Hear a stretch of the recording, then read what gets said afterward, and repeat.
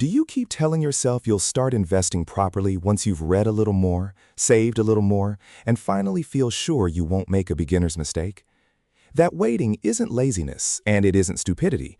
It's the perfectly reasonable caution of someone who has been told over and over that this game is complicated and that everyone else already knows a secret you don't.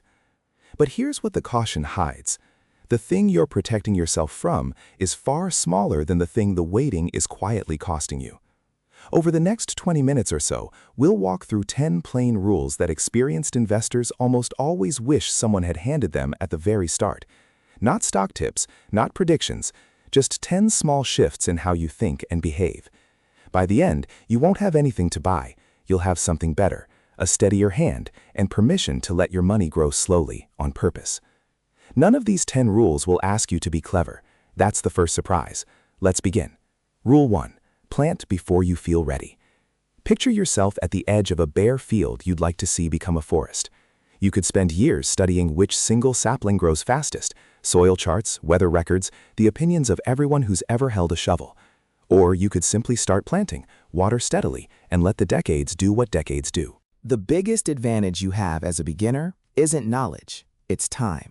And time is the one advantage that quietly drains away while you wait to feel ready. There's a small piece of arithmetic worth knowing called the Rule of 72. Divide 72 by your expected yearly return and you get a rough sense of how long money takes to double. The stock market's long-run average is often cited somewhere around 10% a year before inflation, and that's history, not a promise about your future. But run the arithmetic. At that rate, money doubles roughly every 7 years. A modest sum invested at 25 has room to double perhaps 5 or 6 times before you retire. The same sum, starting at 45, might double only twice. Sit with that gap for a moment. The person who started earlier didn't earn a higher return. They didn't pick better. They simply gave compounding more room to breathe. So stop waiting for the perfect moment or the bigger paycheck. Begin with what you have, however small, because early and small quietly beats late and large. Which raises the obvious next worry. Fine, start now, but start with what? What on earth do you actually buy? Rule 2. Buy the whole haystack. Here's where most beginners tie themselves in knots, hunting for the one winning company, the next great story, the needle in the haystack. But there's a calmer way, and it was mocked when it first arrived. In the mid-1970s, Jack Bogle launched the first index fund built for ordinary people. A fund that simply held a broad slice of the whole market at once. Professionals sneered. They called it settling for average. Why accept the market's return, they asked, when a clever manager could beat it? The years answered them. When you own a low-cost fund holding hundreds or thousands of companies, no single failure can sink you. One company can go to zero and you'll barely feel it. And here's the quiet magic. You are guaranteed to own every eventual winner too, without having to know in advance which one it will be. It's the difference between searching a haystack for a single needle and simply buying the whole haystack, needle included. So trade the thrill of picking winners for the calm of owning the market. Let broad diversification carry the risk you'd otherwise shoulder alone. It feels almost too easy, and that feeling, that suspicion that something this simple can't be enough, is exactly the instinct these rules will keep gently correcting. Because once you've chosen the simple thing, the danger isn't the market anymore. It's the small, steady leaks you don't notice. Rule 3. Guard every basis point. Fees are the quietest thief in all of investing. They feel tiny in the moment, a fraction of a percent, a number so small it hardly seems worth reading. But a fee compounds against you in exactly the same relentless way that growth compounds for you. It doesn't rest when the market falls. It takes its cut in good years and bad, every single year. Picture 2 savers with identical investments over 40 years. One holds a fund charging 1% a year. The other holds one charging 0.05%. Under 1% of difference, it sounds like nothing. Yet stretched across 4 decades, that gap can quietly consume a meaningful share of the final balance. Not because anything went wrong, not because of a crash, but because a little leaked out every year and never came back to compound. So before you buy anything, find the expense ratio and read it. Treat every fee as a permanent headwind, one you'd rather not spend the next 40 years walking into. The costs you can control are the surest return you will ever earn. Because unlike the market, they're not a maybe, they're a certainty you get to choose. And speaking of certainty you can build in advance, the next rule is about removing the one decision that trips up nearly everyone. Rule 4. Let the machine decide. The hardest question in investing isn't which fund to buy. It's the small, recurring one that shows up every month, in every mood. Should I invest today? When the news is grim, the honest answer feels like no. When you've had an expensive week, it feels like not this month. And so contributions slip, and the plan dies not from one big failure, but from 100 small hesitations. There's a way to take that question out of your hands entirely. Set up an automatic transfer on payday, so the money moves before you can spend it or second-guess it. Now watch what happens across a full market cycle. When prices fall, your fixed amount quietly buys more shares. When prices rise, it buys fewer. This steady, mechanical buying, sometimes called dollar-cost averaging, turns a falling market from something to dread into something that works in your favor. Best of all, it makes the decision to keep going once, in a calm moment, rather than again and again in anxious ones. A bad mood can cancel a good intention. It can't cancel a standing instruction. So automate the contribution and let consistency stand in for willpower, because willpower is exactly what deserts you on the days that matter most. Which brings us to the day that tests everyone. Sooner or later, the market falls hard. What then? Rule 5. The price of admission.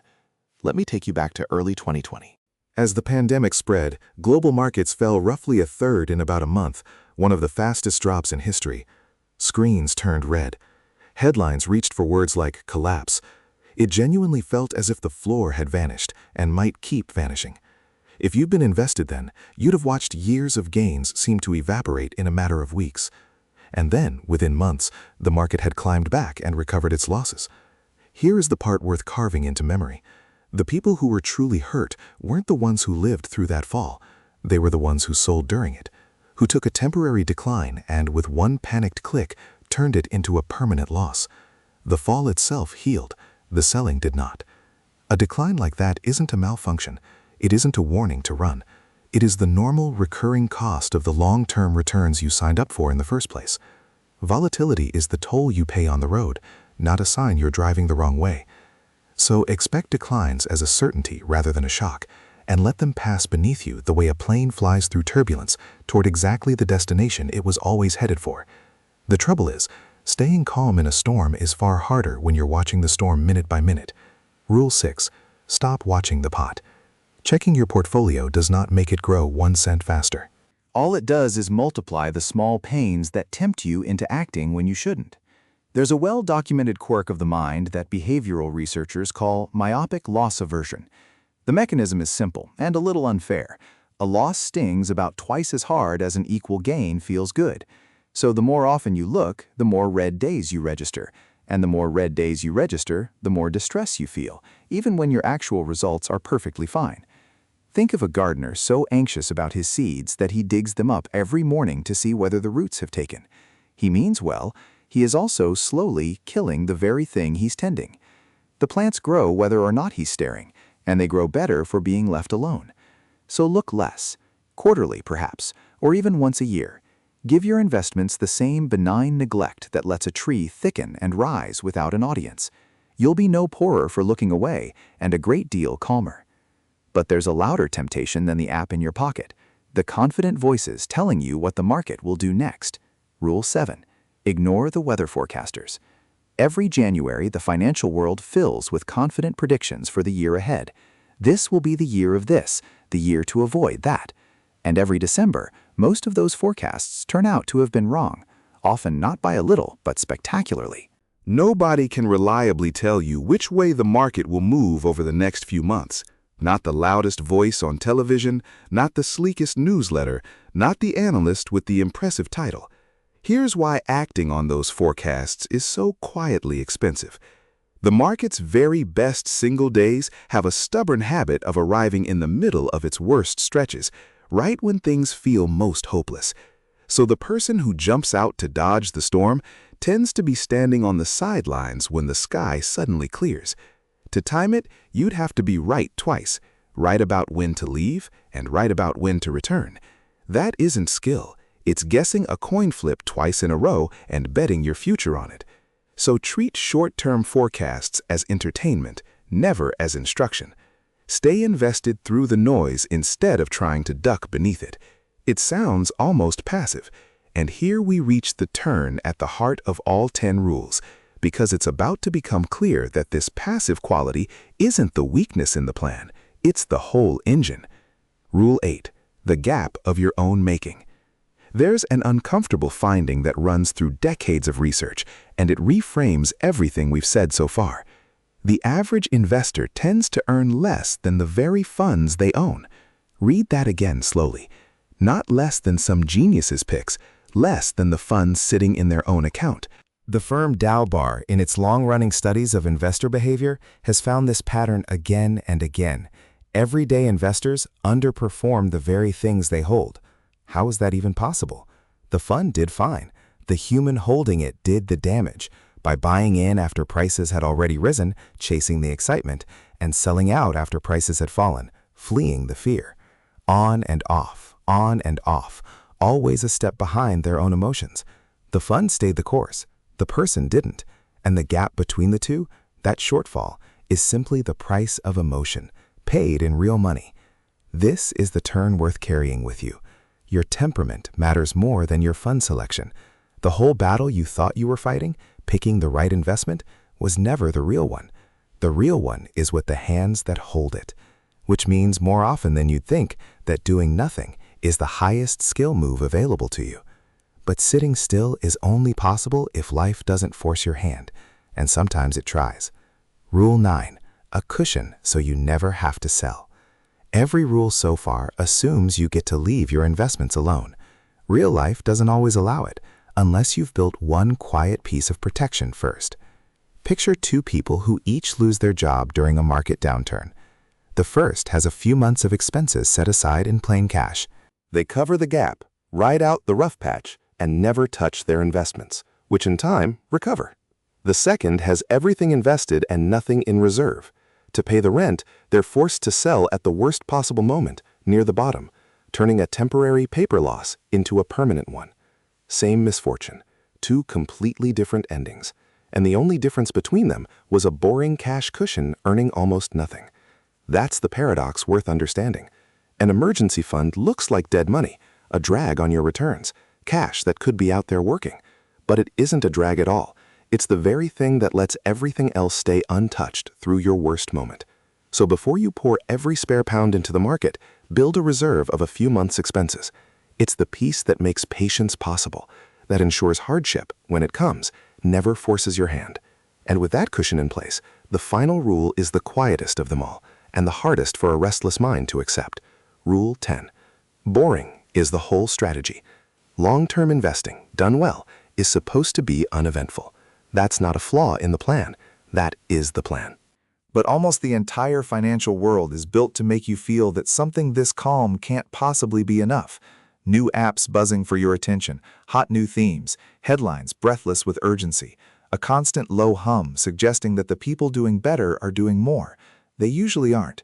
The quiet investors who do best are often the ones who chose a sensible mix years ago and then, in the spirit of Charlie Munger, mostly just sat still and let it compound. Their edge was never a cleverer idea. It was the discipline to not abandon a perfectly good one out of boredom, the restraint to leave the plan alone when every instinct itched to tinker with it, upgrade it, chase something that felt more alive. So make peace with boring. When your plan feels dull, when there's genuinely nothing to do, when you almost wish something exciting would happen, recognize that feeling for what it is. That's not the strategy failing. That's the strategy working exactly as designed. So let's come back to where we started, to you, waiting on the edge of that field, wanting to be surer before you begin. Look again at the 10 rules we've walked through, and notice what not one of them asked of you. Not one asked you to be smarter, faster, or luckier than anyone else, only steadier. That's the quiet truth beginners eventually learn, usually later than they like. The market doesn't reward the cleverest person in the room. It rewards the one who can sit still the longest. The secret you were afraid everyone else knew? This was it. There was never a secret worth waiting for, only a handful of boring habits and the patience to keep them. Which means the thing you've been protecting yourself from by waiting was never really the risk, the waiting was. And you already have everything you need to begin. A little time, a little patience, and now permission to let slow work do its slow work. If one of these 10 landed for you tonight, I'd love to know which. Leave a comment and tell me the number you wish you'd known sooner. And if this steadier way of thinking is the kind of company you'd like on the road ahead, consider subscribing, and we'll keep planting quietly, together. Until next time, take your time.